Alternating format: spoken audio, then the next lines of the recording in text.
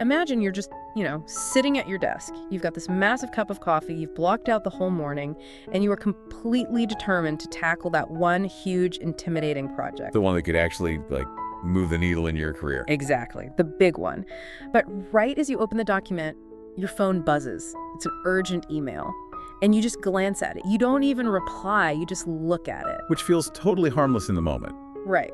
But did you know that simply laying your eyes on that unresolved email leaves a cognitive imprint so heavy it can actually temporarily drop your effective IQ? It is, it's a pretty terrifying neurological reality. I mean, we are trying to do meaningful, complex work while literally drowning in a sea of pings and notifications. Yeah, just this constant ambient hum of information overload. Exactly. And we're, busier than any generation in human history. Yeah. Yet at the end of the day, we look at the blank page and feel like we've just been running on a treadmill. Which is incredibly frustrating. And I know you, listening to this right now, as a member of the Book Summary podcast community, you are likely intimately familiar with this tension. Oh, absolutely. Because you're ambitious, you want mental clarity, you really want to produce things of value, but you're constantly fighting this overwhelming tide of distraction.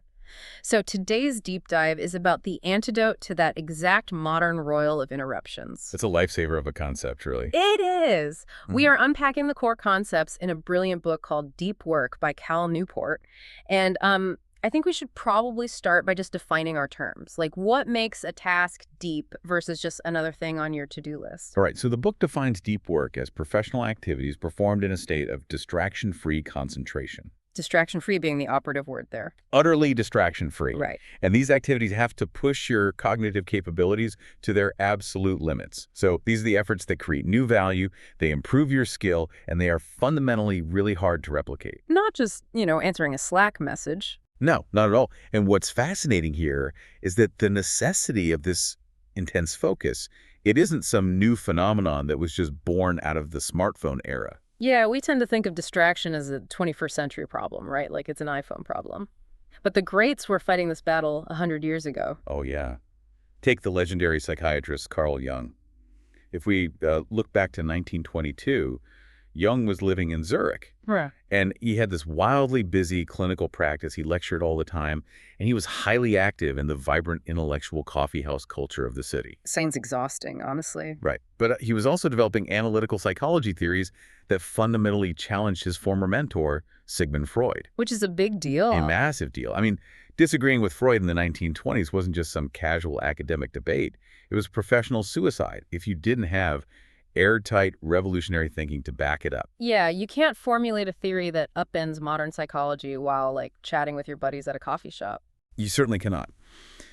So Jung took drastic action. He went out to the woods near a small village called Bollingen, right on the edge of Lake Zurich, and he literally built a 2-story stone house. Just built it himself. Well, yeah, essentially. No electricity, no running water, heat just from a fireplace.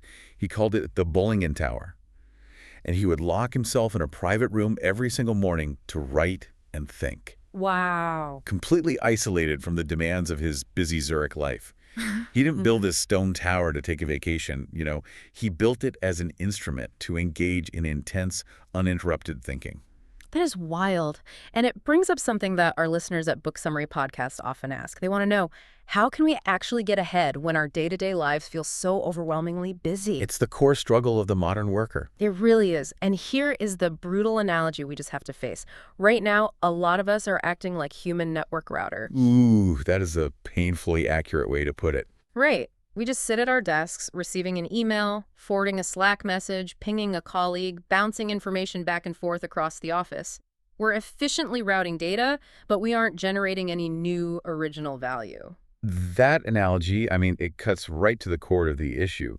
A network router can be replaced by a slightly faster router for $20. Exactly. You do not want to build a career on a skill that is easily automated or outsourced. And I think that brings us to the real mission of our deep dive today. Yes. We are going to break down exactly why this rare ability to go deep is the ultimate superpower of the 21st century. We'll explore the undeniable economics of focus, the neurological reasons why depth brings immense meaning to your life, And most importantly, how you can actually implement this when you have a boss demanding immediate replies. right, the practical survival tactics. So let's start with the money. Let's talk economics. Why is the ability to concentrate suddenly the most valuable skill in the marketplace? Well, it comes down to this massive macroeconomic shift called the Great Restructuring. Okay, the Great Restructuring. Yeah. Our economy is being rapidly transformed by intelligent machines and global digital networks. And because of this restructuring, the ability to perform deep work is becoming incredibly rare. At the exact same time, it is becoming overwhelmingly valuable. So it's a supply and demand issue? Exactly. If you look closely at this new economy, there are three distinct groups of people who are poised to thrive and capture the bulk of the rewards. Okay, so who is actually winning in this environment? The first group is the high-skilled workers. These are the individuals who can fluently work with complex, intelligent machines and actually pull value out of them. Like who? Think of someone like the statistician Nate Silver. He thrives by feeding massive databases into complex statistical software to run Monte Carlo simulations. Yeah. The algorithms aren't replacing him. They are powerful tools he has mastered to predict elections and sports outcomes. Which, by the way, requires an immense amount of cognitive strain to learn. I mean, you don't just pick up advanced statistical modeling by casually scrolling through a YouTube tutorial. Exactly the point. It requires deep work to even learn this skill. Now, the second group poised to win are the superstars. Superstars in what sense? Well, because of high-speed collaboration tools, geographic regionalism is essentially dead in the knowledge sector. If a tech company needs a computer programmer, they are no longer restricted to hiring the best person in their local zip code. They can just hire the best in the world. Exactly. The book points to David Heinemeier Hansson. He's an elite programmer who created the Ruby on Rails framework. He generates massive value for a Chicago-based tech firm while working entirely remotely from Marbella, Spain. Oh, wow. Spain. Not a bad setup. Not at all. When the talent market becomes universally accessible like that, the absolute best in the field win the lion's share of the rewards while the local average worker loses out. Okay, so we have the high-skilled workers and the superstars. And I'm assuming the third group has nothing to do with programming or statistics. You'd be correct. The third group is the owners. People like the legendary venture capitalist John Doerr, who simply have the massive capital required to invest in the artificial intelligence and technologies driving this whole restructuring. Yeah, and let's be real. Most of us turning into this deep dive probably don't have a few $1 billion lying around to join that third group of owners. Probably not. So if we want to survive this restructuring, we have to become either high-skilled workers or superstars. But to join those ranks, Cal Newport argues you need two core abilities. Right. First, you have to master hard things quickly. And second, you have to produce at an elite level in terms of both quality and speed. And neither of those is possible without deep work. That is the fundamental deep work hypothesis in a nutshell. You cannot master a complex machine or become the absolute best in your field if your attention is fractured. Okay, I have to push back on this, though. Sure, go for it. Because when I look at some of the most successful people in the world, they seem to live in a state of perpetual distraction. Like, what about someone like Jack Dorsey? Ah, the Jack Dorsey example. Yeah, he helped found Twitter and Square, and he was famous for working at a standing desk out in the open, constantly interrupted, darting from a marketing meeting to an engineering crisis. Yeah. I mean, he's a billionaire who seems to thrive entirely in the shallows. That is a phenomenal counterexample, and it raises a really vital exception that we have to understand. A high-level executive like Jack Dorsey is essentially a hard-to-automate decision engine. A decision engine. Yes, Yeah. He has decades of hard-won instinct and industry knowledge. His specific, highly leveraged role requires him to rapidly process a fire hose of inputs and make immediate high-stakes decisions. So he's not the one writing the code anymore. Right. If you ask a CEO of a massive tech conglomerate to sit in a quiet room for 4 hours to ponder one single problem, you're actually wasting their specific value to the company. Ah, I see. Their output is the rapid-fire decision-making. But for the rest of us, the writers, the coders, the marketers, the strategists, our value comes from the actual execution of complex ideas. Unless you are the CEO of a billion-dollar company, constant distraction is basically fatal to your ability to learn and produce. Precisely. And the science of how we learn backs this up beautifully. I love the science part of this. It's so cool. When you look at how human beings actually acquire complex skills, it comes down to a microscopic substance in the brain called myelin. It's basically a layer of fatty tissue that grows around our neural circuits. Think of it like the rubber insulation wrapped around an electrical wire. Oh, okay. So the thicker the insulation, the faster and cleaner the electrical signal travels. That is the perfect way to visualize it. When you focus intensely on a specific skill, whether it's hitting a golf ball or writing Python code, you isolate the relevant neural circuit. Just that one circuit. Right.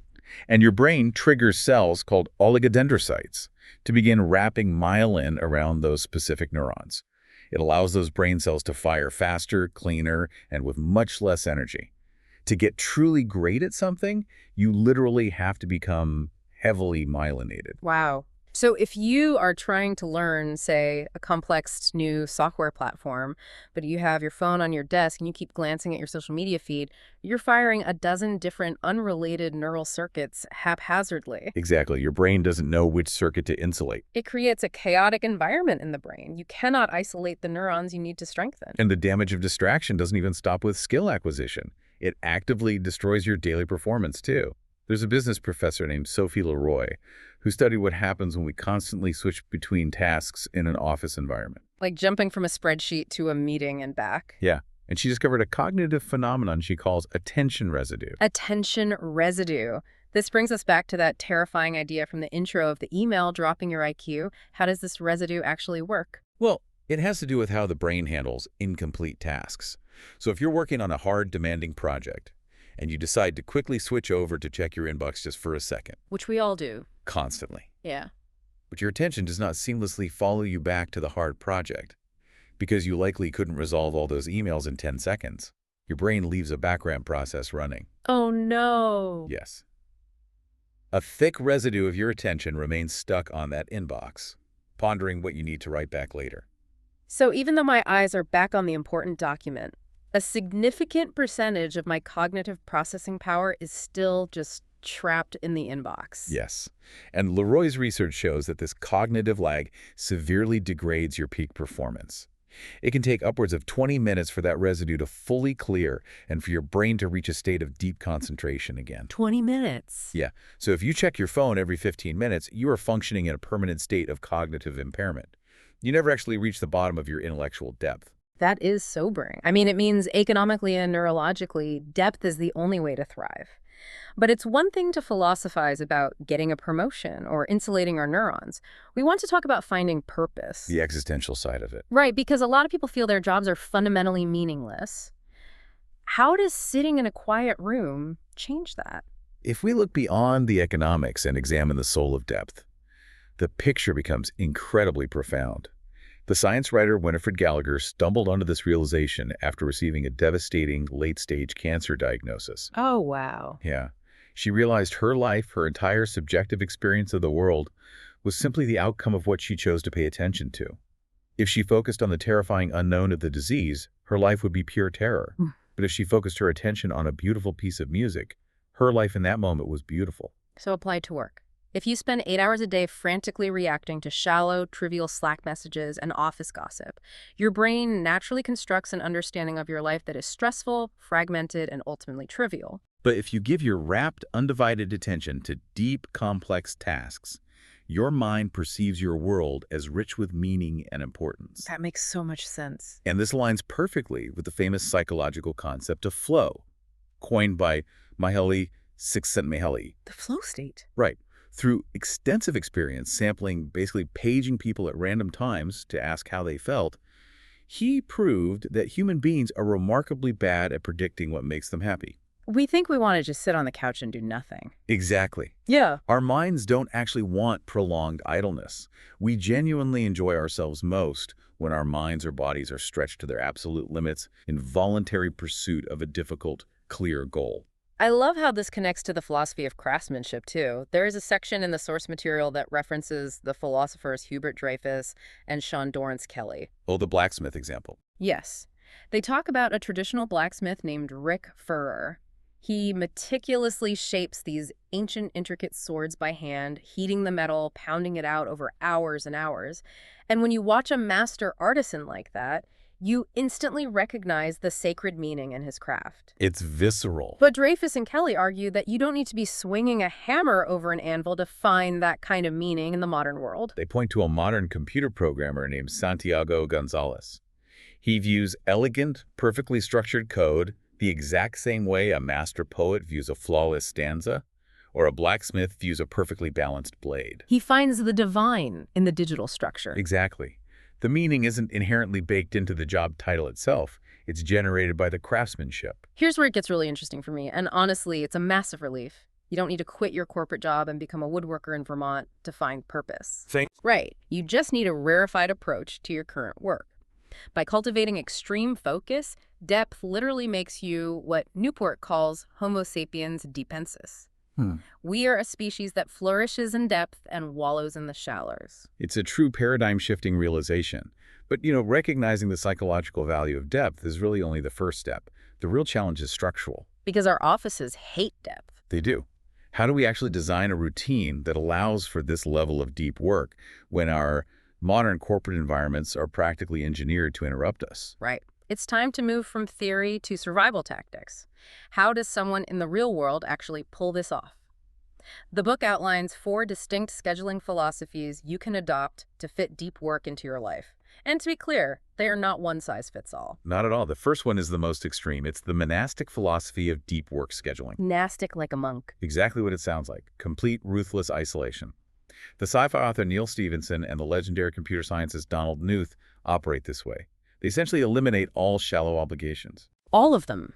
Knuth famously doesn't even have an email address. They have one highly valued professional goal, like writing a masterpiece or solving a massive mathematical problem, and they aggressively protect their time to achieve it by cutting out everything else. Okay, I have to stop you there because if I delete my email account and completely ignore all my coworkers, I don't become a master of my craft. I become unemployed. Yeah, that's a very fair point. The monastic approach sounds amazing for tenured professors and famous novelists, but it feels impossible for, like, a project manager. And that is a completely fair critique, which is why the monastic approach is incredibly rare. So option 2 is the bimodal philosophy. Bimodal. Okay, this is Carl Jung and his stone tower. You divide your time, oscillating between extreme depth and normal shallowness. Maybe you take multi-day binges of deep work, say, retreating to a cabin from Thursday to Sunday, and then you return to a period of openness and normal connectivity for the rest of the week. Or like Wharton Professor Adam Grant. Yes, great example. He stacks all of his teaching, his meetings, and his office hours into one chaotic semester. Then he leaves the other semester entirely blank for deep, isolated research, which, again, requires a lot of autonomy, but it's more flexible than going full monk. Right. Now, for those who cannot disappear for days or months at a time, there's the rhythmic philosophy. This is about transforming deep work into a daily, ironclad habit. Oh, like Jerry Seinfeld's famous don't break the chain method? Exactly. He had a calendar on his wall, and every day he wrote a joke, he drew a big red X. The goal wasn't to write a brilliant joke every day. The goal was just to not break the chain of X's. It's like a daily workout routine. The book mentions Brian Chappell, a doctoral candidate who had a demanding full-time job and a family. He couldn't just vanish to a tower. No, he had to be present. So he woke up at 4:45 a.m. every single day to work on his dissertation for 2 hours before the rest of his chaotic life started. You remove the friction of deciding when to do deep work by doing it at the exact same time every single day. That consistency is key. And finally, there's the journalistic philosophy. This is fitting depth in wherever you have free time, basically pivoting on a dime. Sounds difficult. It is.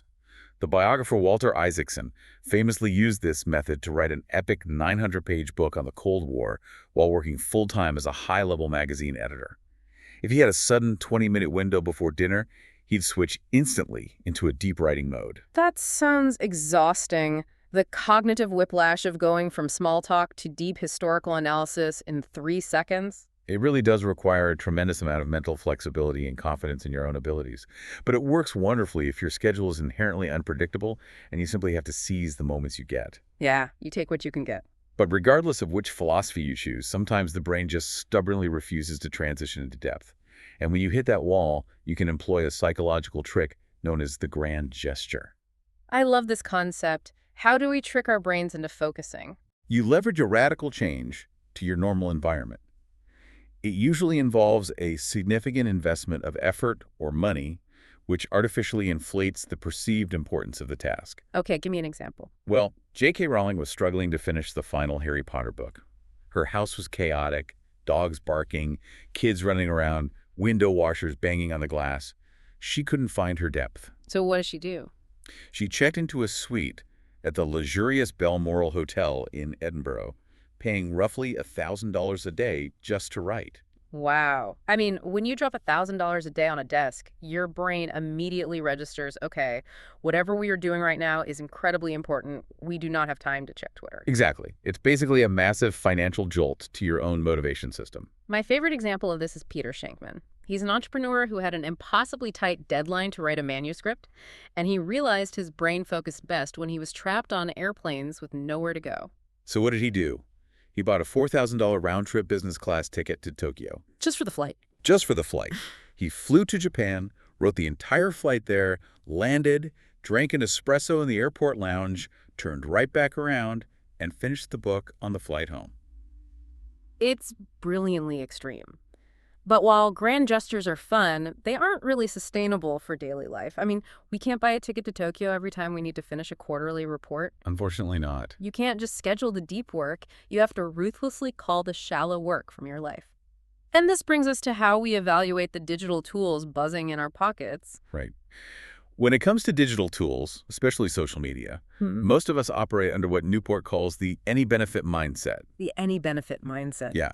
We justify keeping an app on our phone because we think, well, Twitter might help me connect with a reader one day, or Facebook might tell me about a networking event. We accept any tiny hypothetical benefit as justification for the massive daily drain on our attention span. But we need to switch to the Craftsman approach. Think about a professional farmer like Forrest Pritchard. He doesn't go out and buy a massively expensive hay baler just because it offers some vague benefit. No, he evaluates that tool strictly by its return on investment. Exactly. Does this tool positively impact the core activities that make my farm profitable?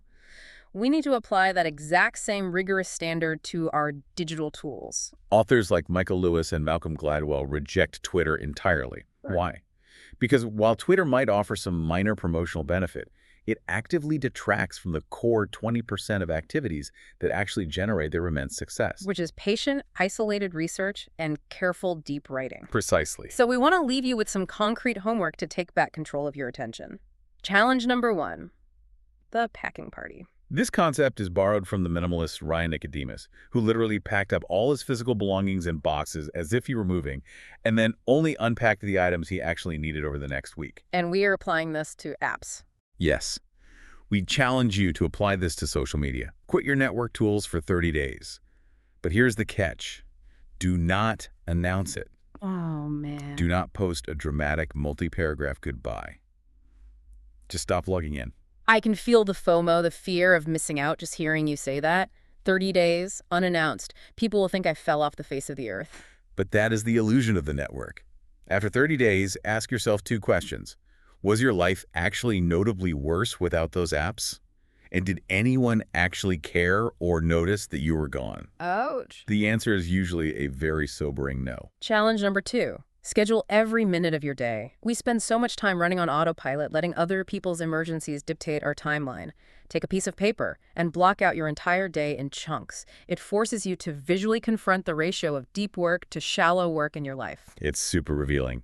And challenge number 3 is about draining the endless shallows of your inbox. Yeah. We need to transition to process-centric emails. Yes, please. We are all guilty of sending open-ended, lazy messages that create a ping-pong of replies.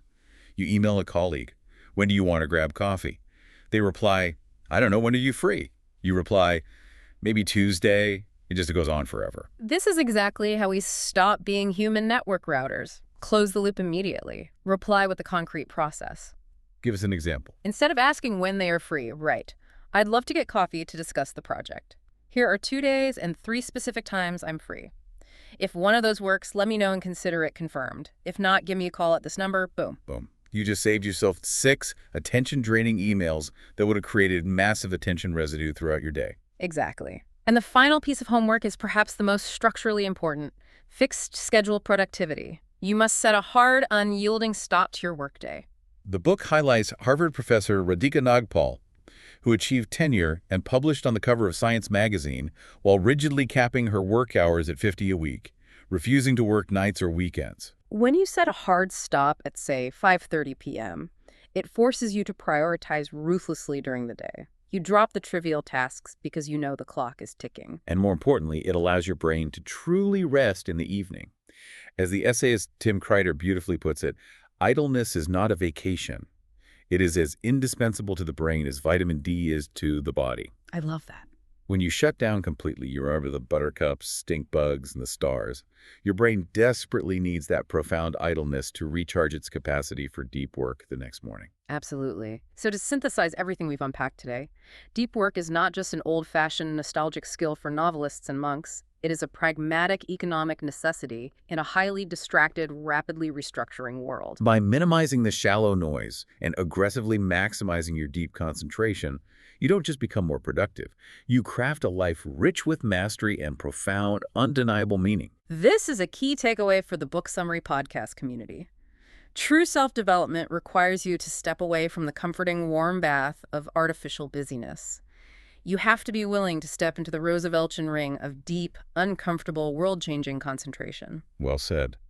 But as we wrap up, this deep dive raises an important question, something for you to mull over long after you take your headphones off. Leave them with a thought. We've established that deep work is becoming rare and highly rewarded. But if the broader culture continues to aggressively push us toward shallow connectivity, if every new app, open office plan, and social platform is designed to demand our fragmented attention, will the ability to think deeply eventually become a trait of an exclusive cognitive elite? And if that happens, what happens to the autonomy, the economic freedom, and the inner peace of everyone else who loses the capacity to simply sit, focus, and think for themselves? It's a chilling thought, but the choice of which path to take is entirely yours. You don't have to be victim to the buzz in your pocket. You can choose to build your own Bollingen tower, shut the door, and do the work that actually matters.